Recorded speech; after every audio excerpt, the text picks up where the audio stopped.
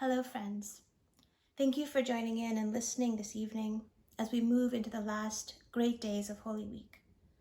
Wherever you are on this Maundy Thursday, alone at home, gathered around a dinner table with loved ones, connecting with our St. Mark's family over Zoom, or just catching a break at your laptop between work, chores, homeschool, and bedtime, know that God is with you, uniting us all across the distances and holding us in love. On this holy night, we remember Jesus eating a last meal with his friends. We remember the sharing of bread and wine, the washing of feet, the loneliness of prayer in a midnight garden, and the pain of betrayal, denial, and arrest. As we watch Matt and Nikki strip the altar at St. Mark's, we remember the self-emptying of Jesus, who allowed himself to be stripped and laid bare for us. And as we move into the final hours of Jesus' life on earth, we remember the new and great commandment he gave to his first disciples and to all of us who follow in their footsteps, to love one another just as Jesus has loved us. In many ways, the stories of Holy Week tell themselves. There is so much weight, suspense, hope, fear, light, darkness, pain, and joy packed into the gospel stories of this season, that it almost feels superfluous to say anymore. Part of me just wants to encourage you to read the stories over and over again this weekend until they wash over you and break open your heart and become your own. On the other hand, there is so much to be said about Jesus' last days on earth, so much to ponder that we couldn't exhaust it all if we tried. For example, if you've read tonight's story, the story of Jesus washing his disciples' feet, you've probably noticed that Jesus asks them a really provocative question afterwards. Do you know what I have done to you?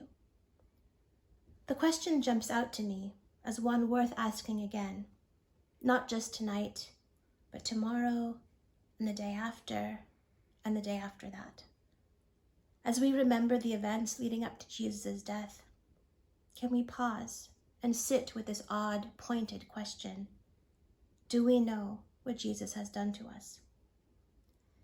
If we could have a live, in-person conversation just now, sitting in Parish Hall maybe over pita bread, hummus, and almonds, I'm sure I would hear many answers to this question, each one as profound and beautiful as the next.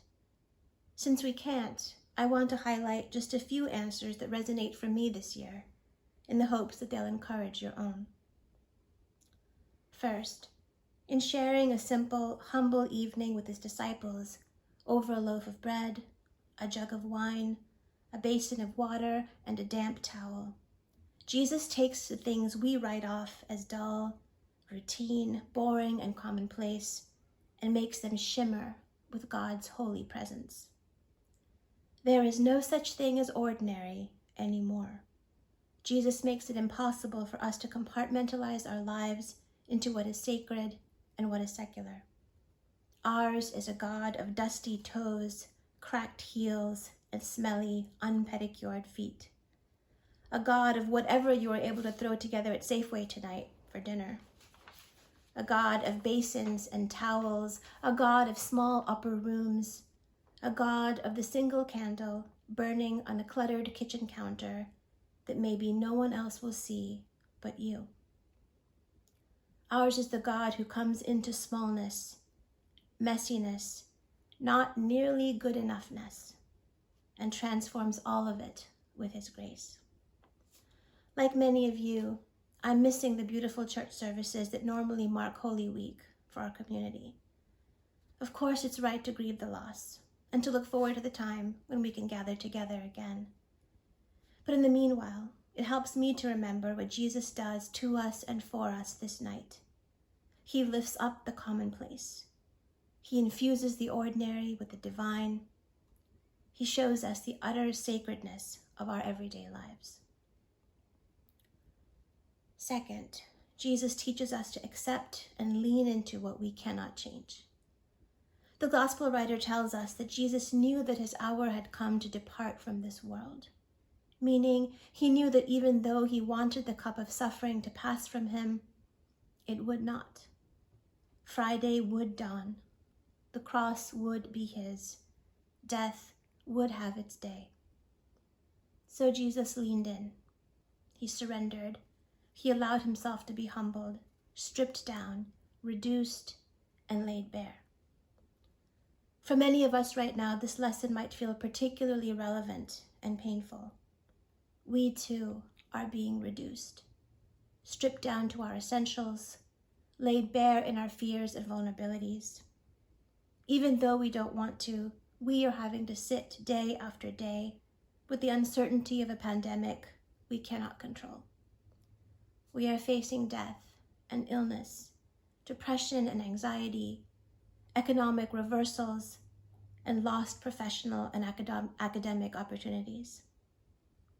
We're having to face what we're really made of, what we honestly become when so many of the trappings of our lives, mobility, social connection, favorite forms of entertainment, and ready access to material comforts are taken away. What does Jesus do to us in such moments? If we'll allow him to, he instills the discipline of acceptance, of trust, patience, resilience, and long-suffering. Beyond that, he promised sustenance even in times of great fear. Yes, Good Friday must come. Yes, we will face loss, pain, and even death in these days. But even now, on a night like this, Jesus invites us to gather at the table. Come, he says, take and eat. Be washed and refreshed. Allow me to give you a moment's rest. This too will pass. John's gospel tells us that Jesus is able to lean into a time of suffering because he believes that he comes from God and will return to God. He knows that nothing, not even death, can ultimately separate him from the Father who loves him. This is no less true for us.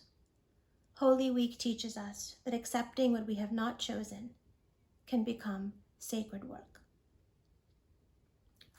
Third, Jesus demonstrates what power looks like and what it's for. In his time and place, the work of foot washing belonged to the lowliest of slaves. So what Jesus does in washing his disciples' feet is beyond radical. It is shocking and scandalous, and maybe even horrifying to his disciples, who fully expect Jesus to behave more like a proper king. This is why Peter refuses at first. He doesn't know what to make of a Jesus who behaves more like a servant than a sovereign. Worse, we remember tonight that Jesus washes Judas's feet as well, the feet of a man who actively threatens his life. Even we might consider that act unnecessary or offensive. After all, it turns every hierarchy we understand upside down. Former Archbishop Rowan Williams puts it this way: the story of the foot washing is key because it reiterates one great truth that needs repeating over and over again, the one big thing that Christianity has brought into the world of human imagination. And that was and is this: the truth that power constantly needs to be reminded of what it is for. Power exists in the church, in the state, and everywhere else, so that ordinary people may be treasured and looked after, especially those who don't have the resources to look after themselves.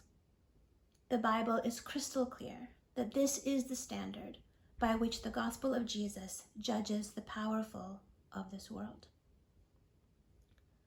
Lastly, Jesus commands us to love, not by our own definitions of love, but by his. On this night, even as the atmosphere in Jerusalem darkens, even as death draws near, even as Jesus foresees his own agony, he spends his time caring for the most basic needs of his friends: the need for food and drink, the need for refreshment and rest, the need for touch and intimacy. When Jesus washes feet, He shows us that love doesn't have to look glamorous to be revolutionary. In fact, it's often the humblest acts of love which speak the loudest. A phone call to a person you wouldn't usually think to call. A check-in over Zoom or email. A meal left at a door. An encouraging smile to the stranger standing 6 feet away from you in Costco's endless queue. Jesus' last acts on this night remind us that when we fill hungry stomachs, quench parched throats, clean dirty feet, and ease people's fears, then God's presence overflows and fills the spaces between us. When we move out into the world, compelled by Jesus' example, to make sure that no one within our reach is left hungry, no one is denied access to basic shelter, cleanliness, and health, no one is denied the nourishing gifts of bread, wine, water, soap, a towel, or a loving hand on an exhausted body, then the world sees God. On his knees, looking up at us as our dusty feet rest in his soon-to-be pierced hands, Jesus says, "Love one another like this." Hands-on, no holds barred. Love until you stun people. Love until the powerful of this world feels the threat of your radical, inclusive hospitality. Love until the broken of the world are healed and the starving of the world are fed. Love until love becomes your signature, your trademark, your calling card, your identity. Love until you finally understand what I have done to you. Love until the world knows who I am and who they are, my own and my beloved. Tonight, remember me and remember this: I have made you for love. Do you know what I have done to you? What I have done for you?